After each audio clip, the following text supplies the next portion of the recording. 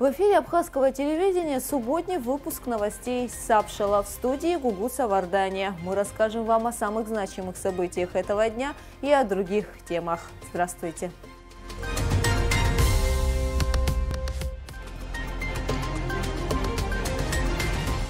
Сегодня в выпуске перевыполнение годового плана, итоги работы Государственного таможенного комитета за 10 месяцев, абхазской милиции 102 года, о буднях сотрудников органов внутренних дел в специальном репортаже программы.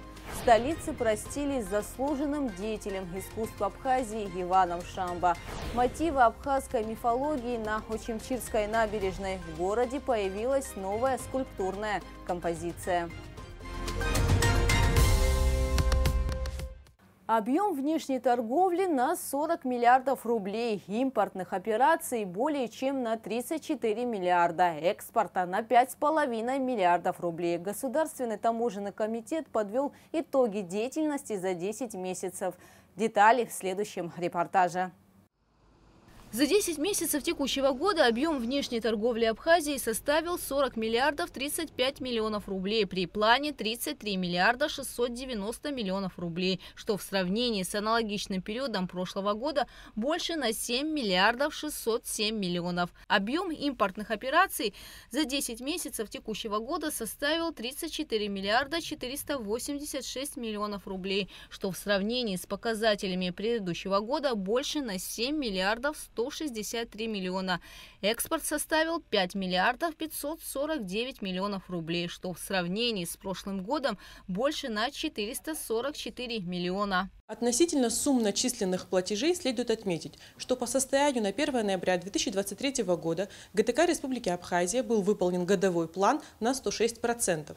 Так, при плане на 2023 год в размере 2 миллиарда 847,1 миллион рублей сумма фактических начислений за 10 месяцев составила 3 миллиарда 29,5 миллионов рублей.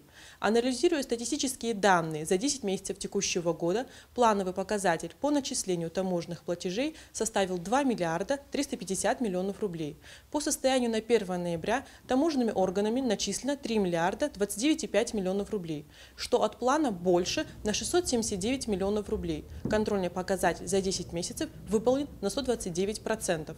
Структурно объем таможенных платежей выглядит следующим образом. Таможенная пошлина 629,8 миллионов рублей, таможенный сбор 430,6 миллионов рублей, акцизный налог 261,1 миллиона рублей, НДС 1 миллиард 696 миллионов рублей, штрафы, пени и иные платежи, которые возложены на таможенные органы, 12 миллионов рублей.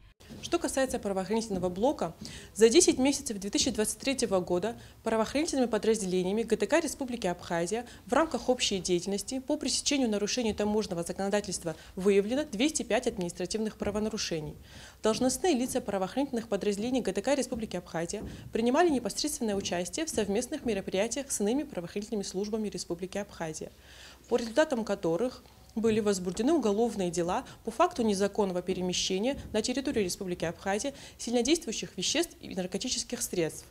Так, в течение отчетного периода оперативными подразделениями ГТК Республики Абхазия совместно с должностными лицами МВД Республики Абхазия в рамках реализации оперативной информации были реализованы 8 мероприятий по выявлению особо опасного вида контрабанды, в результате которых в момент перемещения на таможенную территорию Республики Абхазия через таможенный пост ПСОУ были обнаружены и изъяты: наркотическое средство метадон общей массой 6 грамм, наркотическое средство мефедрон общей массой 56,6 грамм, наркотическое средство героин общей массой 0,61 грамм, психотропное вещество прегабалин общей массой 72,3 грамма, нейротин 17 пластин.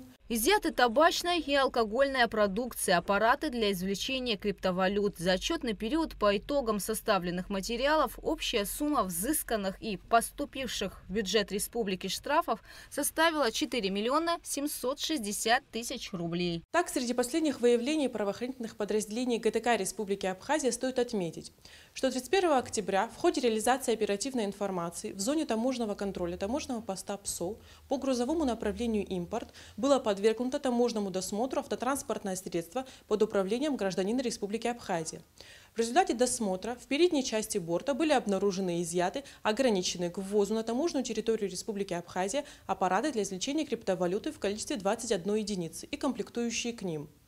А также 8 ноября в ходе реализации оперативной информации на таможенном посту ПСОУ в зоне таможенного контроля грузового транспорта по направлению импорт был остановлен и подвергнут досмотру пассажирский автобус под управлением гражданина Республики Абхазия. В результате досмотра салона между рядами пассажирских сидений в полу были обнаружены 2 прямоугольных люка, внутри которых были скрыты от таможенного контроля ограниченные к ввозу на территорию Республики Абхазия аппараты по извлечению криптовалюты, а также промышленные товары различных наименований и видов в большом ассортименте. Все материалы по данным административным правонарушениям переданы по подследственности в отдел дознания и таможенных расследований ГТК. Гугу Савардани, Алексей Гухава, Абхазское телевидение.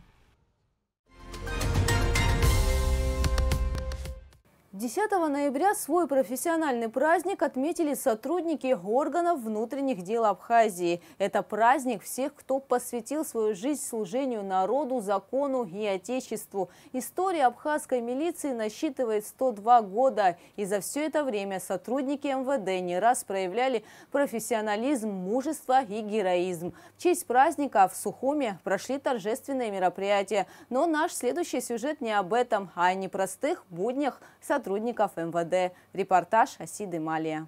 102 года назад, в мае 1921 года, указом НКВД СССР Абхазии была создана рабочая крестьянская милиция. Позже, 10 ноября, она была преобразована в отдельную милицейскую бригаду. Тогда в штате было около 400 человек. И с тех пор 10 ноября принято считать днем образования милиции.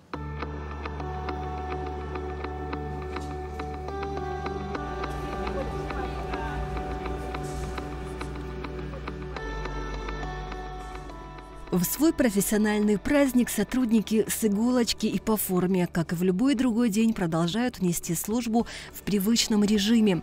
А служба, как в известной песне, и опасна, и трудна. И несмотря на это, в ней немало представительниц прекрасного пола, которые успевают принимать поздравления и, конечно же, по ходу щелкнуть несколько фото на память. Милана Хагуш – сотрудница органов внутренних дел во 2-м поколении. Ее отец Беслан Хагуш около 30 лет проработал в УВД города Гагра. Очевидно, пример заразителен, потому перед Миланой не вставал вопрос о выборе профессии. В настоящее время она является старшим инспектором кадров Министерства внутренних дел. Специфика нашей работы – мы оформляем, принимаем, увольняем сотрудников, гражданских, а также служащих лиц. Формируем личные дела, вносим в них изменения, связанные с их трудовой деятельностью, а также подготавливаем необходимые материалы для прохождения аттестационных и кадровой комиссии. Я выросла в семье милиционеров, у меня отец милиционер, бывший сотрудник. И любовь к милиции у меня с детства. В управлении общественной безопасности традиционно с утра проводят совещания. В компетенции управления наряду с кураторством над подразделениями милиции общественной безопасности в городах и районах есть и другие задачи. В ее структуру входят отдел по делам несовершеннолетних, отдел участковых уполномоченных и отдел лицензионно-разрешительной системы, который заработал в полную силу с 2020 года после усовершенствования законодательной базы, регламентирующей работу отдела, в котором занимаются регистрацией огнестрельного оружия. Начальник управления достаточно молодой, но опытный. Свой путь он начал в 2010 году в Следственном управлении. Лоу и Налы поделятся, что в органах правопорядка работа легкой не бывает. Решил для себя, что я хочу работать в органах правопорядка, чтобы охранять права и законные интересы наших граждан от преступных посягательств. Работа сотрудника органов правопорядка связана со многими лишениями. Зачастую приходится жертвовать своим личным временем, чтобы отдаться полностью службе. Да, работа нелегкая, приходится сталкиваться с гражданами, с нашими при проведении, допустим, профилактических рейдовых мероприятий по линии госавтоинспекции. Зачастую мы встречаем непонимание со стороны граждан, но сотрудник милиции должен всегда быть вежлив, тактичен, чтобы донести свою позицию с точки зрения закона до наших граждан.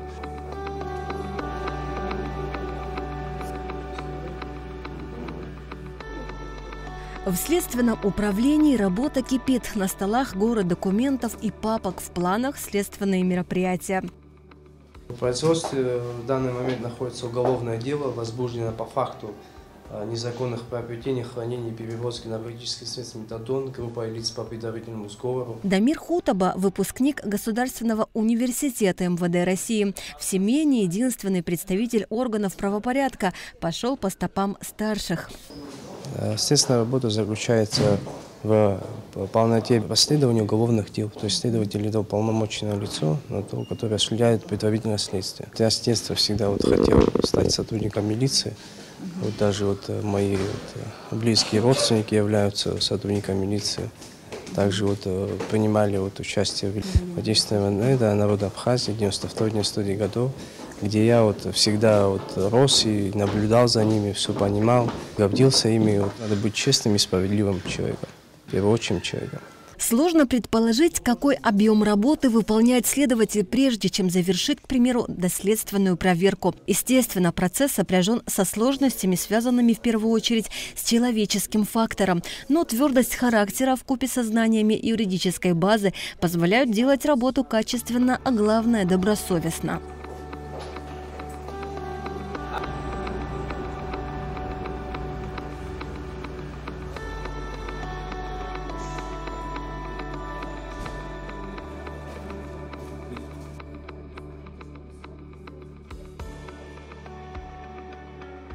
Сейчас будем осуществлять подворный обход в селе Гумиста Сухумского района с целью знакомства с населением и дальнейшей профилактики.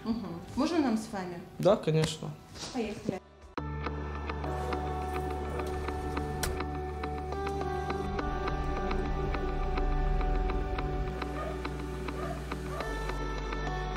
Участковый уполномоченный отдела внутренних дел Сухумского района Джамбулат Кабанов совершает обход административного участка. По большей части в селе Гумиста проживают взрослые люди, которые с удовольствием приглашают участкового на чашку чая.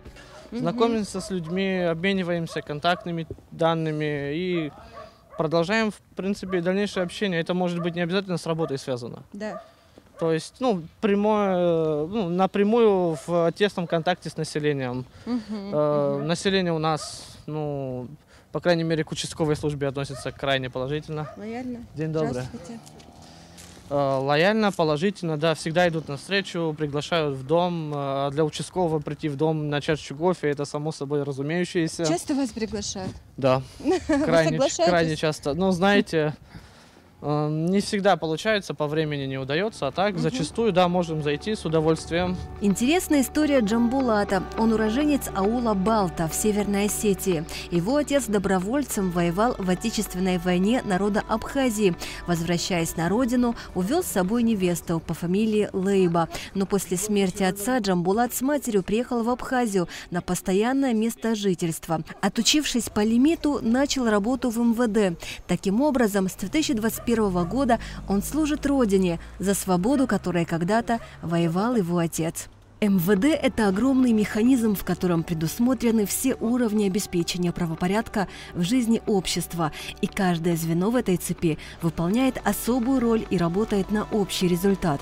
Не вникая в проблемы или успехи органов внутренних дел, мы для себя подметили самое важное – сотрудники милиции – это не люди в доспехах с особым привилегированным статусом, а люди, чье призвание – служить обществу так, чтобы им доверяли. День добрый. Здравствуйте. Асида Малия и Налгвинджа специально для Сапшала. В Сухуме простились с Иваном Сафаровичем Шамба, дирижер, большой знаток абхазского народного творчества, кавалер ордена Айкзапша 3-й степени, ученый-фольклорист, музыкант, хормейстер, заслуженный деятель искусства Абхазии. Внес большой вклад в развитие, сохранение и исследование музыкально-фольклорных и этнографических материалов Абхазии. Особое внимание он уделял песням традиционных жанров. По собранным материалам издал сборник абхазских народных песен. В 90-х годах по инициативе Ивана Шамба на абхазском телевидении был запущен музыкальный музыкальный проект «Афя Амадза». Это были старинные абхазские песни, в которые он вдохнул новую жизнь. Последние 8 лет Иван Шамба тяжело болел. Проститься с Иваном Сафаровичем пришли друзья, коллеги, депутаты парламента, общественные и политические деятели. Это был уникальный человек. Настолько он знал хоровое искусство. Это просто очень жаль, что мы потеряли такого человека сегодня. Я долгое время с ним работала. Он был уникальный просто. Я помню, он даже написал суиту. Мы хотели ставить и думали об этом. Балоб Хамадина. Он был большой профессионал. Очень жаль. И немало он работал в ансамбле, он знал свое дело, и дирижирование, и вообще хоровое искусство. Не хочу повторяться, но просто сегодня нет таких, как Ваня Шамба. Очень жаль, что такого человека мы сегодня провожаем. Он был очень человечный, мягкий, в то же время очень требовательный, знал свое дело, очень принципиальный. Авеевща в лучах закатного солнца на Очимчирской набережной. В Очимчире открылась скульптурная композиция, посвященная божеству охоты и покровителю диких животных. О вдохновении абхазской мифологии художника Рамина Гамгия, работающего под псевдонимом Ген Эрген, смотрите в нашем следующем репортаже. В лучах янтарного заката на Очимчирской набережной разыгрались мотивы из абхазской мифологии. Сквозь осеннюю листву божество охоты Авеевща, перевоплотившись в рысь, крадется за дичью и выжидает подходящего момента, чтобы поймать птицу. «Да достанется тебе добыча», гласит надпись на абхазском языке на скульптурной композиции, посвященной покровителю диких животных. Ее автором является абхазский скульптор, работающий под псевдонимом Ген Эрген.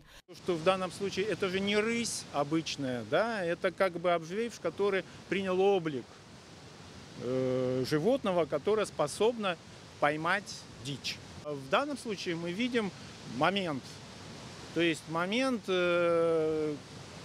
как я вкладывал, момент перед атакой, то есть как бы животное уже подобралось к птичке с подветренной стороны. Мифические параллели автор проводит со своей предыдущей композицией «Ручание дельфина», которая также расположилась на Очимчирской набережной. В принципе, параллель провести можно, потому что если ручание дельфина – это образ не реального божества, а некий прообраз намека на мифические сущности, то связать можно, потому что корни ручания дельфина, они из Малой Азии. То есть это, так скажем, прообраз бога Энки, которому поклонялись в Вавилоне в свое время. И связь прослеживается, потому что как бы исторически, если смотреть, идут дебаты, либо абхазцы пришли с той стороны, либо наоборот, те представители Средней Азии, это потомки местных абхазов. Поэтому связь такая. И ко всему прочему, если рассматривать центрального бога Средней Азии, он, как правило, Ан. Дальше уже делайте выводы. У нас тоже все на Ан. На открытие скульптурной композиции Авеевща пришли жители города, общественные деятели, журналисты. Кстати, скульптор Ген Эрген является автором триптиха Диаскуров. Своими впечатлениями поделился директор Национальной библиотеки Борис Челария. Знаете, о Диаскурах целые легенды. И вот он увековечил, создав триптих Диаскуров, которая прошла весь мир. И последнее пристанище этого триптиха в Национальной библиотеке. Вот тогда мы для себя открыли Ген Эргена. А так он Рамин Гамгия. Родился в Киндге старом. Вот. Мне кажется, необычность его, все, что он не делает в единственном экземпляре, всегда это эксклюзив. И причем, когда ты смотришь на ту или иную композицию или на скульптуру, до этого ручание дельфина, вы можете представить, рука обычная, хвостик дельфина, и он его расположил прямо на сосне. Тогда тоже я был поражен. А когда он мне сейчас поднял тему Ожепща, а вы знаете, Ожепща – это бог зверей. И вот какой он подход нашел? Знаете, птица есть и животные есть. И он так их расположил, необычно их сделал. Причем он учитывает все факторы. Близость моря, соль рядом, но, видите, из нержавейки. Причем вот к этому идет с разной позиции. Несколько раз он сделал здесь апробацию, вешал, менял. И в конечном итоге он пришел к этому варианту. Рядом со скульптурной композицией установлена табличка с названием и QR-кодом с информацией о ней. Задумку автора поддержала администрация города Очимчиры. В планах и другие совместные проекты. Человек такой более неординарный, что-то такое новое пытается внести в наш город. Так что мы с ним, наверное, продолжим работать. У него всегда что-то новое появляется, и я надеюсь, что мы в следующий раз будем делать еще более такое большое. В планах у абхазского скульптора работа над новыми композициями, но уже другой направленности. Гугу Савардания, Михаил Братухин, Абхазское телевидение.